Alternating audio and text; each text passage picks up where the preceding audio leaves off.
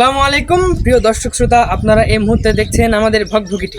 আমাদের মধ্যে আজ উপস্থিত হবেন এমন এক প্রতিবন্ধী মার্কা সিআইডি, যাকে আমরা চিনি না ভালো করে।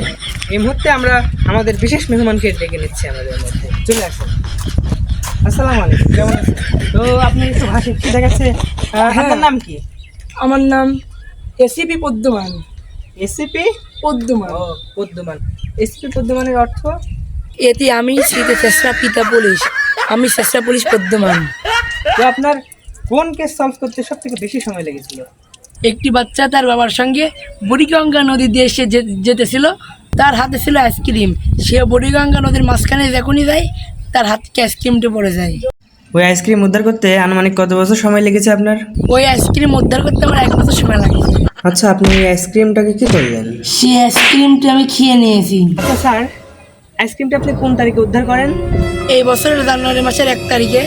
স্যার, আমার জীবনে সেদিন একটা হাস্যকর ঘটনা আছে। এই বছরের জানুয়ারি মাসের 1 তারিখে আমি বুড়িগঙ্গা দিয়ে যাইতেছিলাম। তো রাস্তার মধ্যে আমার সেই জোরে কিছু যাবে, তা আমি কাজ সারার পর দেখি ফেনা হয় ভাসি যাচ্ছে, আর এক লোক লাফ দিয়ে সেটি ধরেছে। ওটা কি আপনি ছিলেন? কি যে দুর্গন্ধের মধ্যে। ও, বলছিলাম যে আপনি এখানে আপনি কোন মিশনের জন্য এসেছেন? একজন ব্যক্তির মোবাইল সে ফ্রি ফায়ার খেলতে গেলে তার কমোডের ভিতরে পড়ে গেছিল। সেই মোবাইল উদ্ধার করার জন্য আমি এই পরিকল্পনা করছি। আচ্ছা, আপনি সব থেকে বেশি ভয় পেয়েছিলেন কবে?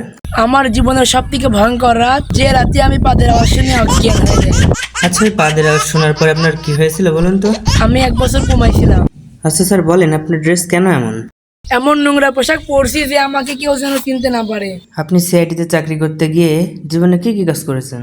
কোনো সময় রিক্সাওয়ালা, কোনো সময় মুসি, কোনো সময় গোসাপ করি, কোনো সময় রাস্তা থাকি, কোনো সময় কৃষি কাজ করি, কোনো সময় বাদাম বেশি, ঝালমুড়ি বেশি। আচ্ছা স্যার, আপনি সিআইডিতে চাকরি পেলেন কি করে? আমার মুক্তিযুদ্ধ কোটা আছে।